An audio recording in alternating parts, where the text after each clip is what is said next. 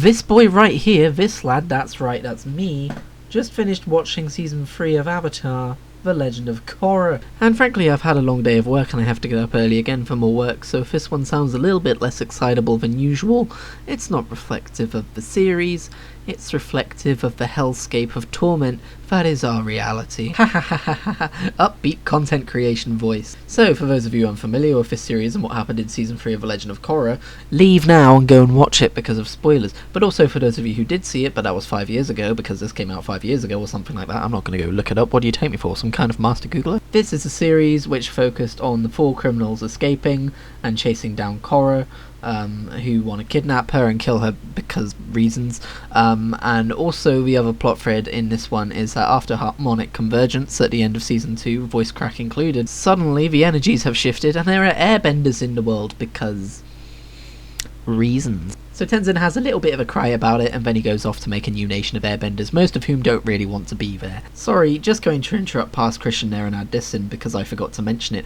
I really enjoyed the scene where Tenzin had a little cry about it. It was very sweet and I enjoyed the kind of catharsis that wasn't. I don't know why I said catharsis like that. So yes, this season has a plot and it's good. I enjoyed it. It was a good plot. One thing I definitely enjoyed about this season is the lack of a love triangle being like one of the main subplots of the entire series. This time we just had to deal with it slightly awkward because she broke up with Marco and Marco's a little bit sad about it and he doesn't want to go along. Then Bolin's like, hey Marco, what if we meet our long lost grandmother? And she's like, why aren't you here? And he's like, that'll never happen. And then it totally happens and no one ever references it or talks about it again. Like seriously, I thought Bolin would have a look I told you so, this is our grandmother, I told you our grandmother would be a thing kind of a moment, but he never did. That was kind of weird. Anyway, some of the highlights of this series for me were when they visited Lin Beifong's sister and you learned more about where she is from and metal bending and what a society of metal benders are like. And I also really enjoyed how Bolin was trying to metal bend and he couldn't, and I totally expected that he was going to have a big moment where he saved everyone's lives at the last minute by having to metal bend, and it would have been great, and I was like, that's kind of predictable. But then they were like, oh no, actually he's a lava bender, and that was way cooler, and I'm so glad it happened. I really enjoyed the villains. I thought they were all pretty unique and cool. I liked their designs, I liked what they did, I liked that they were more than just mustache twirling rahaha we're doing bad things kind of villains. Like they had well, first of all, they had motivations beyond just doing what they were doing for the hell of it. I mean, okay, the Equalists were interesting, we had a whole conversation about that, but Korra's uncle literally wanted to free the evil spirit so that it could do evil spirit things and become a dark avatar so that he could bring evil into the world again.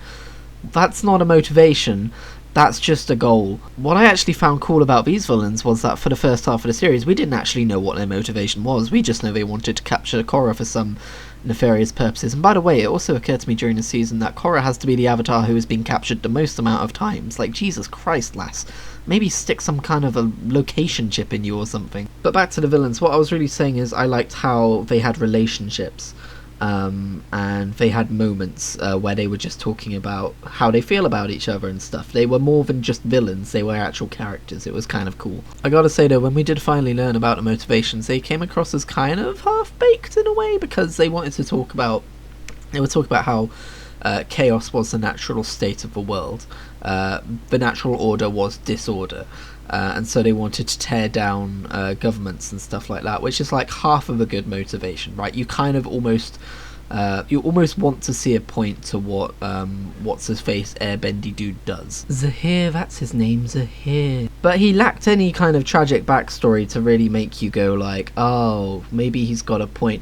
No, he doesn't really have a point. He just wants chaos for the sake of chaos. So again, not a huge motivational point. Listen, I make fun of tragic anime backstories as much as the next guy. Wow. Holy stammer, Batman. But they have a purpose, and that's a purpose that could have been used in this series, I don't know. But I'm nitpicking here. Like, these are things that I enjoyed. I enjoyed this series. This isn't something I was sat back going, no, about. I don't know what that noise was, I'm tired. I thought it was cool how we got to see Jinora evolve more as a character and become an airbending master with tattoos and everything, the whole shebang. I liked the new airbenders. They're very much fresh, and like I said, they don't necessarily want to be there, all of them. To begin with, but it's kind of cool how they band together at the end, and it looks like they're kind of gaining their identity in a way. Also, Tenzin, I really liked his character development last season, but this season where he's having trouble figuring out how to tutor them, it's bordering on territory of this is a mentor figure who always has learning to do, but not in a great way. The only comparison I can really draw to that is Thrall from World of Warcraft, because yes, of course, I've always got to talk about World of Warcraft. Thrall has had so many story arcs about finding himself and learning about what he's been doing wrong this entire time, and Tenzin feels like he's starting to eke into that territory. Character development is only great when it sticks, and it feels like it didn't necessarily stick from season 2 going into season 3, but I guess they needed to have some sort of storyline for him given his importance in teaching the new recruits and all of that. It was great to see Zuko again, although in his first appearance he was angry that the prisoner had escaped and he yelled at the person for letting them escape or whatever. I was like, oh no, last time we saw Zuko he was this very centered, calm, kind of a happy boy, and I thought maybe now like we'll see him like as this Zen leader, but in that first impression was kind of weird because it was like, oh, is he just kind of a tyrant? What is this? But then afterwards you find out that no, he is the Zuko we know and love, and that was kind of weird. It was also a really nice moment when Korra, that's the name of the person who the show is named after, Christian, when she saw Iroh again, and then she just mentioned it in passing to Zuko. It was like, Iroh told me that, and it was like, You saw my uncle? This show very much does not linger on the stories of the characters of the previous generation, or I guess the previous generation before that, because this show definitely skipped a generation, which was really cool. If I mentioned it was really cool that they did that. And I totally understand them not lingering on that kind of thing, but a part of me really wants them to linger on that kind of thing. Which reminds me, it looks like they've stuck with the whole Korra has no link to her previous avatars plot thread. And that makes me sad, because I want more Aang lore. More grown-up Aang, please. But not as a spin-off series, okay? Like, just... I know you've already finished Legend of Korra, but, like, go back in time and put more of it into Legend of Korra. Okay, thanks, bye. It was a very surprising moment to find out that Korra was basically paralyzed from the waist down, or well, she's been carted around in a wheelchair. I'm not sure if it was necessarily said that she was paralyzed from the waist down, but she seems very defeated and stuff, and I have to say that makes this the first season where it's leaving you on kind of a cliffhanger, and it's kind of leading directly into the next season, because so far all of them have ended in a neat little bow, and this time we've got a Korra who is very much in a state of not very happy. She's not a very happy lass. Don't know why I keep saying lass, I'm not Scottish. But yeah, it was surprising, but I have to say, this entire season, it feels like the stakes were raised. Like, all the way through season 1 and 2, I can't say there were many moments where I stopped and went, oh my god, like, is this character about to die? But that happened a few times in season 3. I used to do bloopers, but now I'm just too tired. I just leave them in. You just get to hear unfiltered me. But yeah, I legitimately worried that Tenzin was gonna die when he was getting all beat up, and he was like, the only way this ends is by you taking my life, or something more epic than what I just said. Tenzin was kind of a badass this season, actually, or at least during that fight. But you know, we did have some straight up deaths this season, like, you know, the Earth Queen died horribly, which is, you know, small violin, and 3 of the 4 villains straight up died, at least as much as we're led to believe.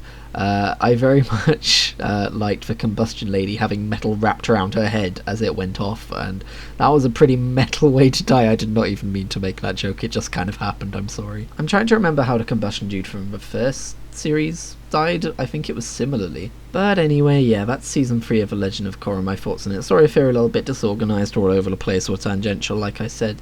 Long day and early rise tomorrow, so I'm going to record this, and then I'm going to render it tomorrow and upload it tomorrow. But for now, I'm going to suppress a burp and go to bed. Thank you for listening to another episode of Thoughts On. I know that the Legend of Korra stuff does get listened to by a few more people than would normally watch my videos, so I appreciate that. Thank you for coming and listening to what I have to say. I hope to see you for the finale, where I will surely have more to say than this. Farewell for now.